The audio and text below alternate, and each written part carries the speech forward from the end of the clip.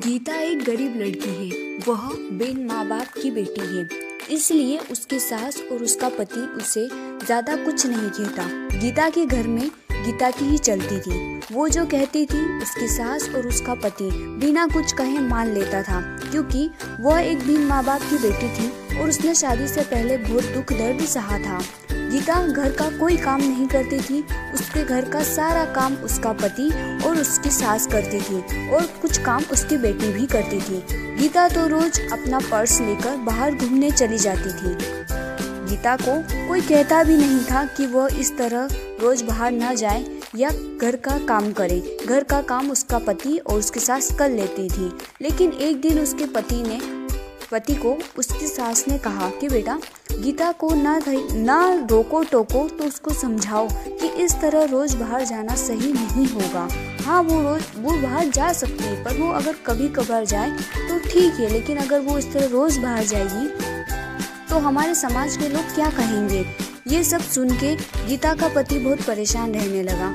उसे समझ ही नहीं आता था कि वो करे तो क्या करे। अगर वो गीता को कुछ कहता था तो गीता नाराज हो जाती। उसे समझ ही नहीं आता कि वो करे तो क्या करे। वो गीता को कुछ ज्यादा बोल भी नहीं सकता था और वो ना ही माँ की बात टाल सकता था। इसी तरह गीता रोज अपने ससुराल वालों को कुछ न कुछ कहती रहती। घर में कुछ भी करना हो गीता की ही चलती थी। वो अपने पति और अपनी सासू को बहुत बातें सुनाती थी।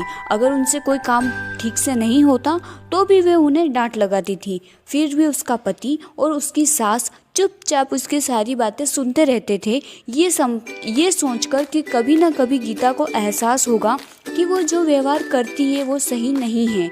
हम उसे लाड़ प्यार करते हैं, इसका मतलब ये नहीं कि वो हवा में उड़ने लगे। पर ये बात कभी उसके ससुर ने और उसके पति ने उसके मुंह पर नहीं कही। उन्हें सिर्फ इसी बात का विश्वास था कि कभी न कभी उसे इस चीज का एहसास होगा। एक दिन ऐसे ही गीता अपनी सहेली रश्मि से मिलने जाती है। वो दोनों काफी दिनों के बाद मिलती है। रश्मि उसको सारी बातें बताती है कि कैसे उसकी सासू उस पर अत्याचार करती है और उसका पति भी उसकी सास की मदद करता है, उसे कुछ नहीं कहता। उसकी सास उसके पति को उसके खिलाफ भड़काती भी रहती है।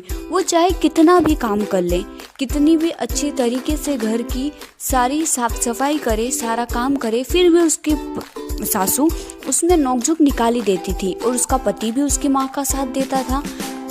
जब ये बात रश्मि ने गीता को बताई तो गीता को एहसास हुआ कि वो तो अपने पति और अपने सासू के साथ इतना बुरा व्यवहार करती है, घर का कोई काम नहीं करती, फिर भी उसकी सासू और उसका पति उसे कुछ नहीं कहता। वो उन्हें बार बार छोटी छोटी चीज़ों के लिए हजारों बातें सुनाती है, फिर भी उसके सासू ने उसे कभी नहीं डांटा। ये सुनकर गीता को अपनी गलती का एहसास होता है और वह घर जाकर अपनी सासू के सामने रोने लगती है।